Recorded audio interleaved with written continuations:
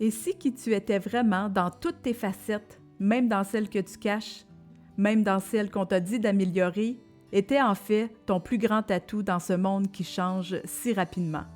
C'est pas ton logo, ni ton titre professionnel, ni même une image parfaitement stratégique.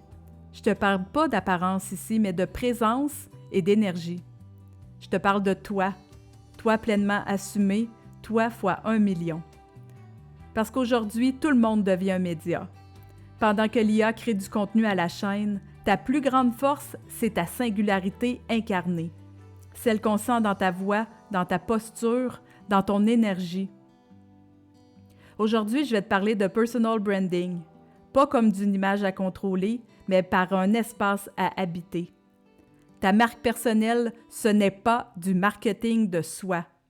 C'est plutôt ce que tu dégages quand tu es pleinement toi. Ce que les autres perçoivent, même quand tu dis rien. Ce que tu portes naturellement, mais que peut-être tu n'as jamais osé mettre de l'avant. C'est l'alignement entre ton essence, ton énergie, ton histoire, ta vision, ta voix. Et si je suis bien honnête avec toi, quand j'accompagne les femmes en profondeur, ce que je vois le plus souvent, c'est pas un manque de talent ni d'expertise. C'est plutôt la difficulté à assumer qui on est vraiment. Pas seulement dans nos ondes de lumière, mais aussi toutes nos parties de flou, de vulnérabilité et d'ombre. Ça me fait penser à une femme que j'ai accompagnée, la rayonnante. Et on aurait pu la qualifier de rayonnante, sauf qu'elle faisait tout pour ne pas briller trop fort. Douce, à l'écoute, toujours là pour soutenir les autres. Mais elle restait en retrait, discrète, effacée parfois. Elle croyait que se montrer, c'était voler la lumière des autres, que rayonner, c'était risquer de déranger. Mais un jour, elle a compris que sa lumière n'éteignait pas celle des autres. Au contraire, elle les éveillait. Et depuis, tout doucement, elle se laisse voir. Elle ne cherche plus à plaire ni à se protéger. Elle inspire, elle donne envie aux autres à leur tour de briller. Et dès qu'on fait la paix avec ça, qu'on arrête de vouloir être donc bien parfaite, de polir, de contrôler ou de se minimiser, quelque chose de grand s'ouvre. Et là, tout devient plus simple, plus fluide et aligné. Et c'est vraiment là que le rayonnement commence.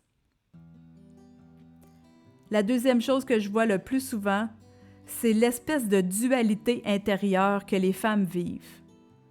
On dirait qu'on doit devoir choisir entre nos différentes facettes.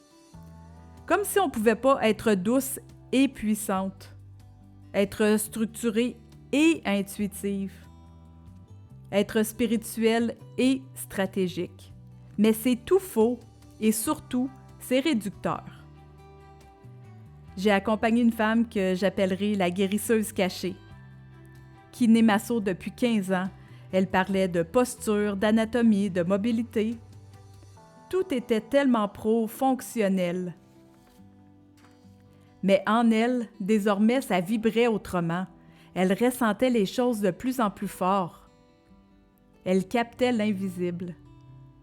Mais elle gardait ça pour elle, de peur de ne plus être prise au sérieux, d'être jugée par sa clientèle.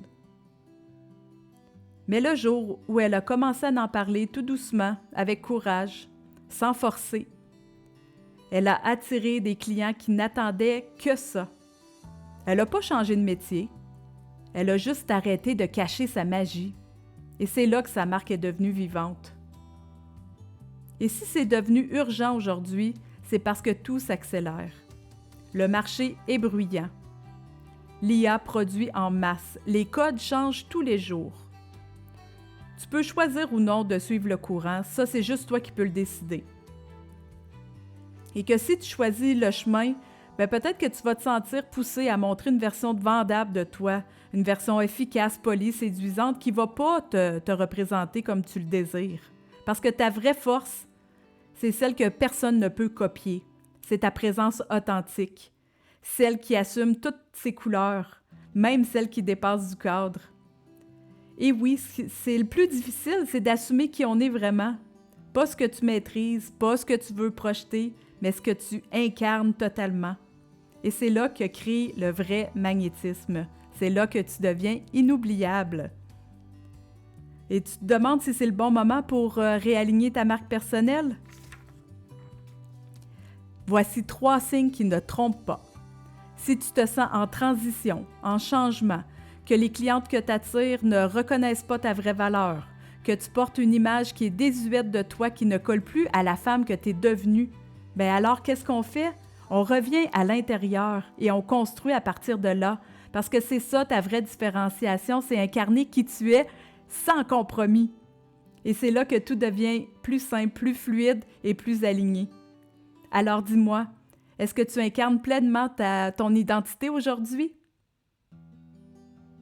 Tu as besoin d'oser d'être encore plus toi. Alors si tu veux te reconnecter à ton essence et faire rayonner ta marque personnelle, dans toute sa puissance, dans toute sa nuance, tu es au bon endroit. Parce que le monde n'a pas besoin d'une énième version stratégique de toi, il a besoin de toi maintenant.